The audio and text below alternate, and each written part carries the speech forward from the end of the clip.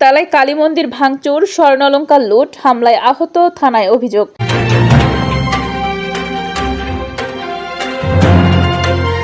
দর্শক, স্বাগত জানাচ্ছি বিবিআর নিউজে। শুনছিলেন সংবাদ শিরোনাম। স্টাফ রিপোর্টার জহর হাসান সাগরের পাঠানো প্রতিবেদনে বিস্তারিত নিয়ে সাথে আছি আমি তাসনিম জারা। সাতক্ষীরার তালা উপজেলার খলিলনগর ইউনিয়নের ফতেপুর গ্রামে একটি কালী মন্দিরে ভাঙচুর, স্বর্ণালংকার লুট এবং সুভাষ দাস নামে এক ব্যক্তিকে মারধরের অভিযোগ উঠেছে।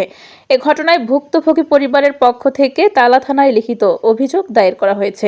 অভিযোগে উল্লেখ করা হয়, বুধবার 29 এপ্রিল 2026 ভোর আনুমানিক 5টার দিকে অভিযুক্তরা সংঘবদ্ধ হয়ে ফতেপুর কালী মন্দিরে হামলা চালায়। এ সময় তারা মন্দিরে ব্যাপক ভাঙচুর চালায় এবং দেবীর গলায় থাকা একটি স্বর্ণের চেইন ও একটি স্বর্ণের টিকলি, যার আনুমানিক মূল্য প্রায় 35,000 টাকা লুট করে নিয়ে যায়। সুভাষ দাস বাধা দিতে গেলে হামলাকারীরা তাকে এলোপাথারি মারধর করে গুরুতর আহত করে। তাকে কিল ঘুষি ও লাথি মেরে মাটিতে ফেলে দেওয়া হয় এবং শরীরের বিভিন্ন স্থানে আঘাত করা হয়। এক পর্যায়ে তাকে রক্তাক্ত অবস্থায় ফেলে রেখে যায় হামলাকারীরা। পরে স্থানীয় রিয়া দাস, উজ্জা দাস সহ আরও অনেকেই এগিয়ে এসে আহত সুভাষ দাসকে উদ্ধার করে তালা উপজেলা স্বাস্থ্য কমপ্লেক্সে ভর্তি করেন। তালা থানা অফিসার ইনচার্জ মোহাম্মদ শহীদুল ইসলাম জানান, উভয় পক্ষের দুটি লিখিত অভিযোগ পাওয়া গেছে।